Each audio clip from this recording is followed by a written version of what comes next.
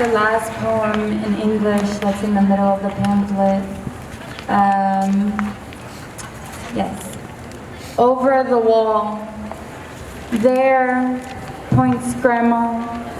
She had a tent that was a home. She had a goat and a camel. She had a rake and a fork and a trowel. She had a machete and a watering can. She had a grove and 200 plants. She had a child and another one and another one. There, she insists, I could not see because of the wall. I could not hear because of the noise. I could not smell because of the powder. But I can always tell. I am sure of Grandma, who always was and is still and will always be. She smells like soil and smiles like soil and blinks like soil when touched by rain.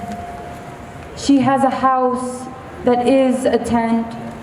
She has a key and a memory. She has a hope and 200 offspring. Grandma is here, but lives there.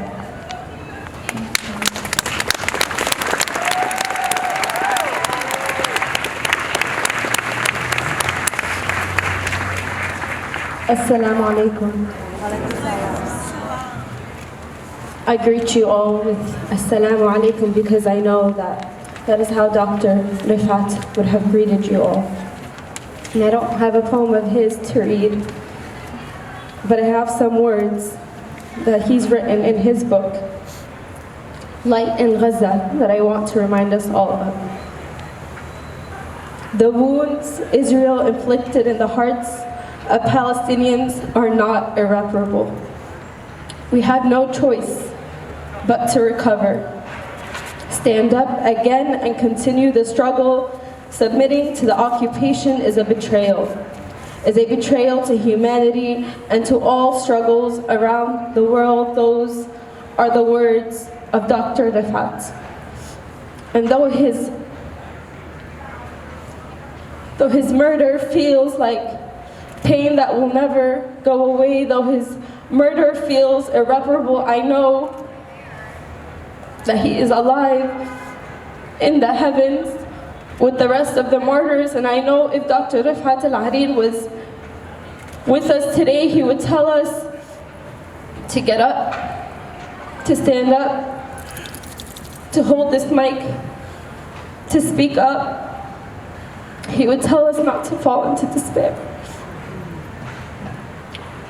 He would tell us to honor the martyrs, to honor those who live today, to honor those who resist. He would tell us that this is not the end. He would tell us that there is a liberated Palestine within our lifetime. He would tell us that no matter what they say and what they do, he would tell us that no matter their tactics, no matter their depravity, no matter their utter disregard for humanity, that he would ask us and he would implore us to show up today, not to honor him because he is too humble, but he would ask us to show up for Palestine in any way that we can, from wherever we stand, with whatever we have. Dr. Rifat continued to resist with his pen. He's taught hundreds and hundreds of Palestinians in Gaza, but he also taught us Muslims, Arabs, people from all over the world in the diaspora. And he taught us to be brave. He taught us to use what we have from wherever we stand. And so we mourn his loss, but we mourn it in hope. And we mourn it with utter belief. And we mourn it with disciplined rage. We mourn it knowing that he left us too soon, but that we will tell his story. And we will continue to tell the stories of Palestinians who resist this genocide, Palestinians who will continue to resist, and we will tell these stories today, tomorrow, and on liberated soil in a free Palestine, bi'idhnillah.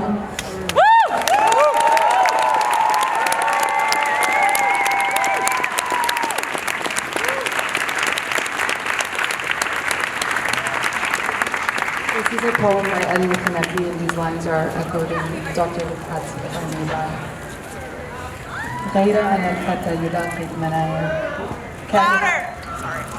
غير أن الفتى يلاقي المنايا كالحات ولا يلاقي الهوانا ولو أن الحياة تبقى لحيا لعددنا أضلنا الشجعان وإذا لم يكن من الموت بد فمن العجز نكون جبانا كل ما لم يكن من الصعب في الأنفس سهل فيها إذا هو كان.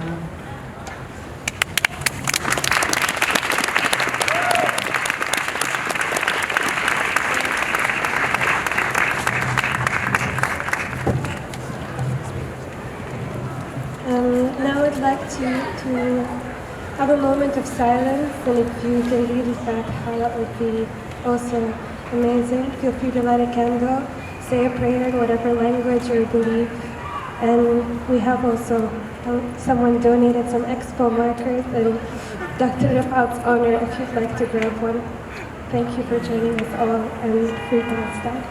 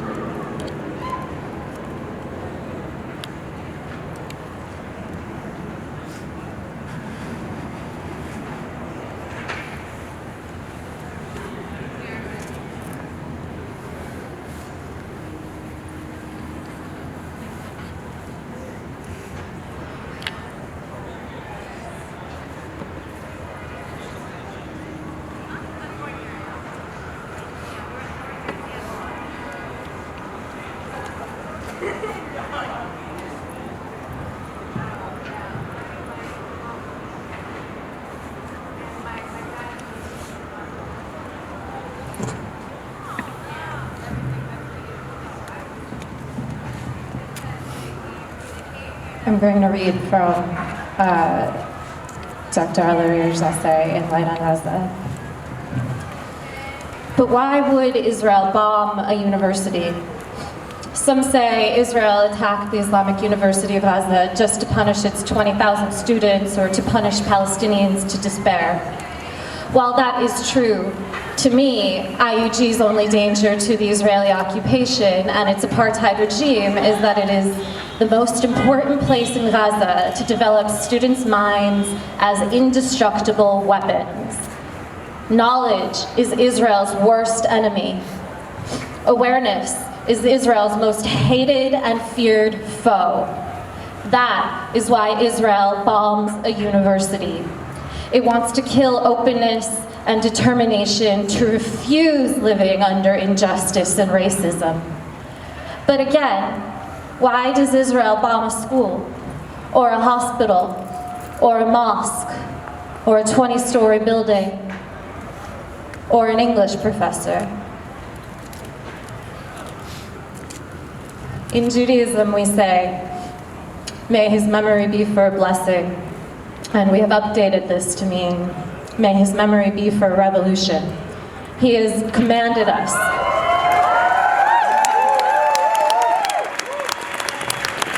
He has commanded us. His final wish, his final command is that if I must die, you must live to tell my story. So we must all of us go forth, because they killed him for his words.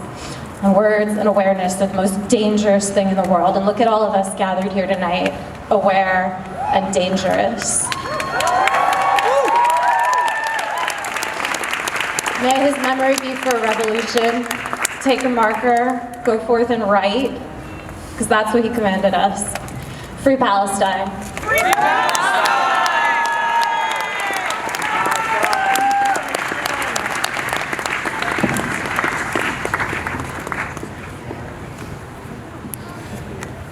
Hello. Dr. Rafat comes from the same neighborhood that my family comes from, Shujaiya, which roughly translates to strong, courage, struggle, and in every sense of the word, Dr. Rafat was the embodiment of our home. Our home is gone. Much of our family is gone. And I wrote something inspired by Dr. Rafat, and I'd like to read it. A beautiful home. A large open ceiling upon entry with 4 plinths positioned at each corner of the exposed roof. Blue and white tiles. A big backyard with a few olive trees and baby sparrows I would catch and place inside an empty tissue box, precisely the way my father taught me to. Someone other than Musa and Mostir. I wish I could relive that warm afternoon, finally catching a sparrow on my own while my father and his friends laughed lovingly, encouraging me while drinking black tea and smoking cigarettes. I proudly showed the bird to the men, and they told me to release it. The sparrow was not meant to be kept. And like the sparrow, Dr. Rafat, his memory is with us. Allah yarhamu. Free Palestine, and thank you all.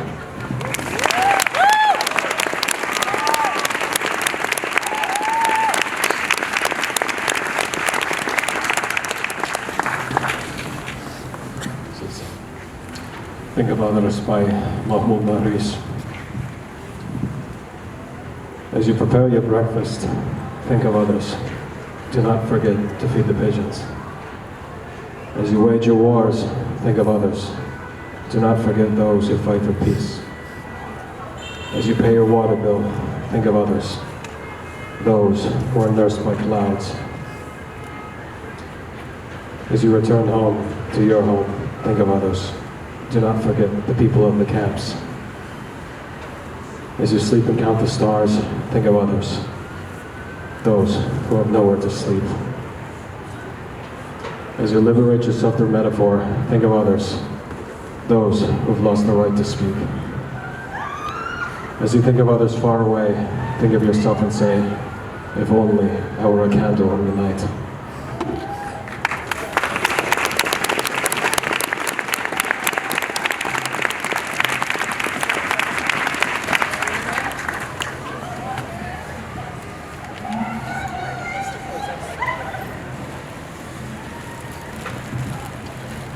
Thank you again so much for gathering here in this space to honor Dr. Rafat's memory.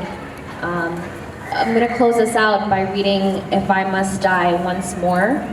and hopefully you can hear me this time.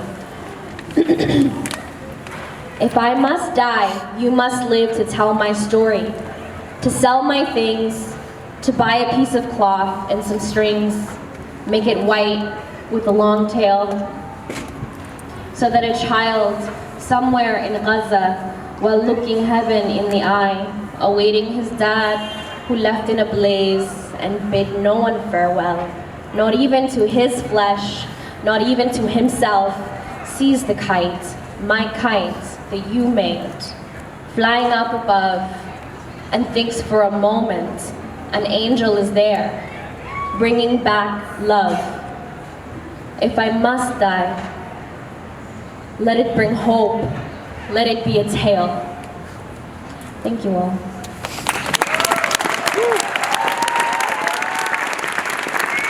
And come get an expo marker if you'd like, please.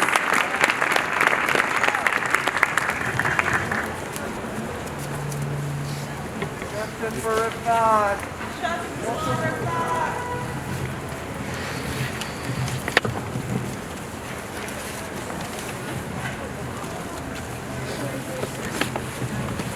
Would anyone else like to come up and say anything else? Yeah, you guys decide when we're done. Yeah. I will. Arabic speakers, Palestinians, anybody who has anybody. I will say something. Come. Absolutely. All right, thank you. I am not Palestinian, but I am Jewish. And I will say one thing.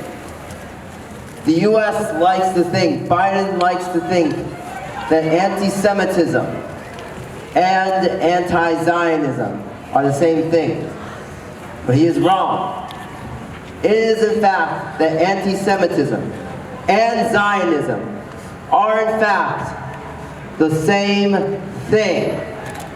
It is both oppression, and it is something that no matter whether you are Palestinian, Jewish, or just a human, you must always condemn oppression by any means necessary.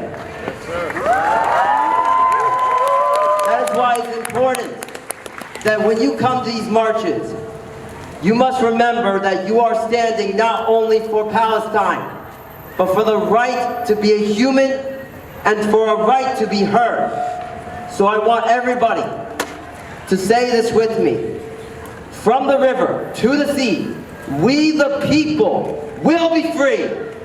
From the river to the sea, we the people will be free. From the river to the sea, Palestine will be free. From the river to the sea, Palestine will be free. Amazing. Anyone else? Hi, I'm not really good at these things, but and I'm sure other people have shed some tears today and in the past few weeks and months. But earlier we were talking about one of Rafat's tweets, and I wanted to share it because I'm a huge fan and I followed him for years, and this was one of the saddest deaths that meant a lot to me. I don't know if you guys followed him, but he was really funny on Twitter, and he had a really great sense of humor, and I wanted to share it because I think that it's really hard to find strength to continue without finding humor. And one of the things that I learned is from Rafat is that he shared such a beautiful sense of humor despite facing such atrocious things. A few weeks ago, Ruby Kaur, she refused to go to the Diwali dinner at the White House and issued a statement. And if you're familiar with her poems, he made a little parody tweet, and it goes, Ruby Kaur whispers, courage, air. Will Muslims reflect? White House, iftar, cabbage for shame, a rose, sick, Joe, thick. It's funny, and I just wanted to, I feel like, end something on a lighter note, because I know that from how I saw him on Twitter and his personality, that he would want people to find humor and lightness in such horrible things that we're seeing as a way to get through. But thank you for giving me the mic.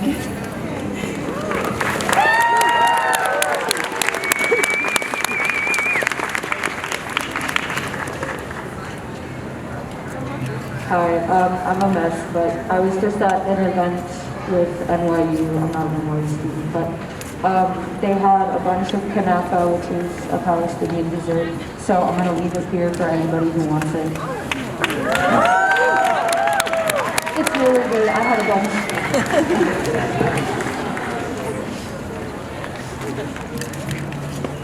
For all the Arabic-speaking people here tonight, I'm Palestinian Syrian, and thank you. And I want to read a part of a poem by Ibrahim Touqan called Al-Fidai.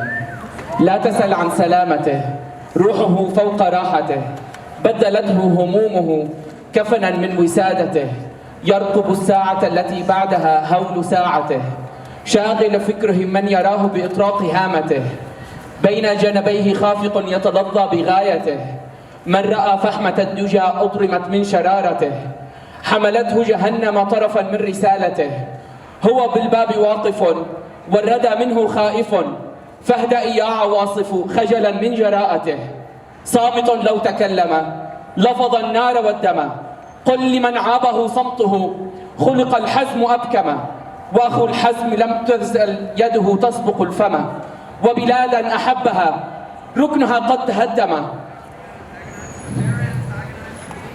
وخصوما ببغيهم ضجت الأرض والسماء، مر حين فكاد يقتله اليأس إنما هو بالباب واقف والردى منه خائف، فاهدأ يا عواصف خجلا من جراءته.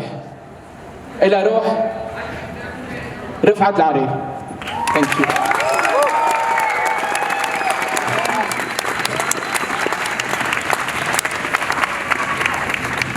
Hi all.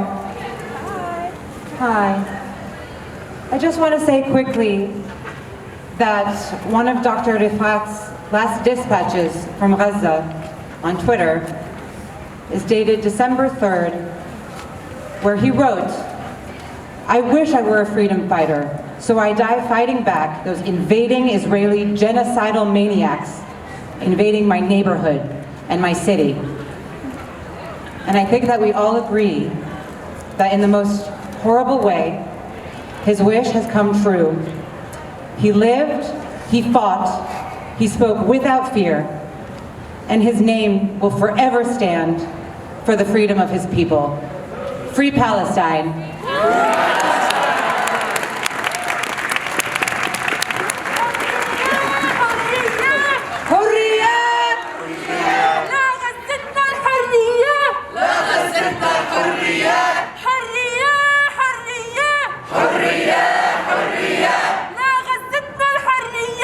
لا غزتنا